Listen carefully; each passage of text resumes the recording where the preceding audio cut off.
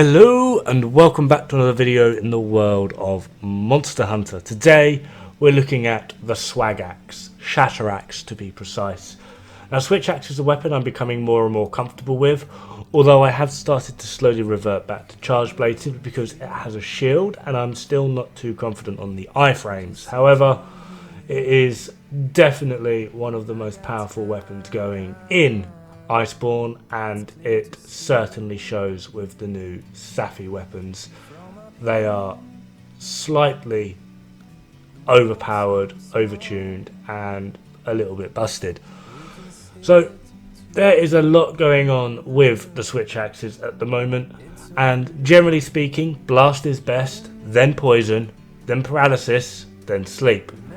Blast because simply after you've received one proc, you can get or start building up the second one, as well as the generalized armor you would use being Teostra. The waist comes with 2 levels of blast attack already on, so it just means you proc it more frequently and more often.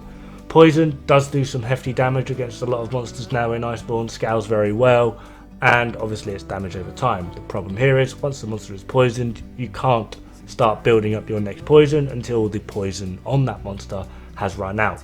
Same deal with Paralysis, however this is straight up CC, holding a monster in place so you can do some extra damage. And then finally Sleep, although this will put the monster to sleep, and then you've got the double damage wake up. You can't start applying your second buff until after the monster is awake, as well as does the Switch Axe really do enough damage to make the wake up hit worthwhile. But then we do have wall bangs, but you can wall bang anyway. So first build is utilising Safi, which is what I'm using in the video. Safi Shatteraxe or Dream Axe or Venom Axe, whatever it is you are wanting to go here. Expert Duel 4, attack and 2 element augments, attack 6, attack 5, attack 5, attack 5 and TO Essence. Safi Helm with attack 4, attack, attack.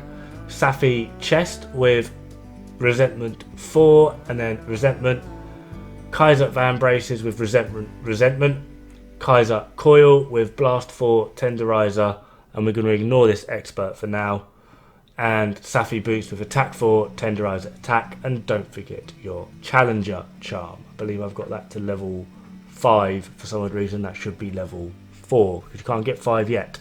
Anyway, that expert charm, that puts me at 105% affinity, or 55 without weakness exploit.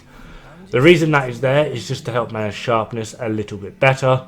Potentially you could go with Vitality or Medicine, Divine Protection, something a little bit more utility. I've just put it in there just to try and help out with my sharpness values, which I do feel works quite well, although not all the time. Overall, this build does hit bloody hard and it is damn effective. However, due to the axe form, as you don't really notice it too much in sword form, the health drain is a little bit of a bugger. So if you're not too confident with the health drain, you can go for straight up non-Safi. This would require an attack and health augment, expert 4 in the weapon itself, and we're going to go full attack for the awakening. Kaiser Crown with an attack 4, Rex Royal Mail with challenger, and I've put a medicine in there because we're running peak performance with this.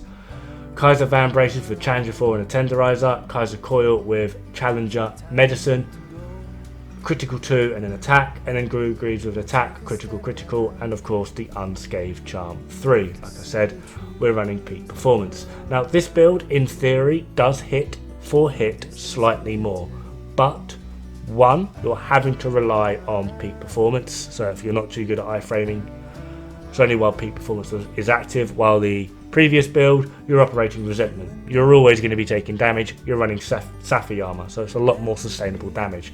As well as you don't have the complete blast build up on your blast attack with this, so the blast procs won't build up and be as consistent with the previous build.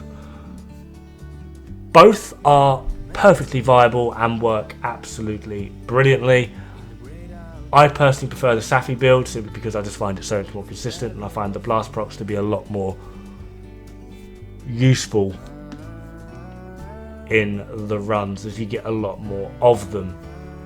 Overall though, Switcheraxe is becoming a very prominent player within the Monster Hunter World meta, and if you haven't tried it out, I do urge you to do so.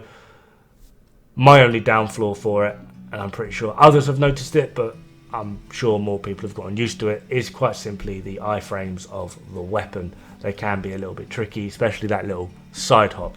Overall though, working out quite nicely, and I do feel this is a pretty decent-ish run with good old Mr. Tigger, and I hope to see you again pretty darn soon.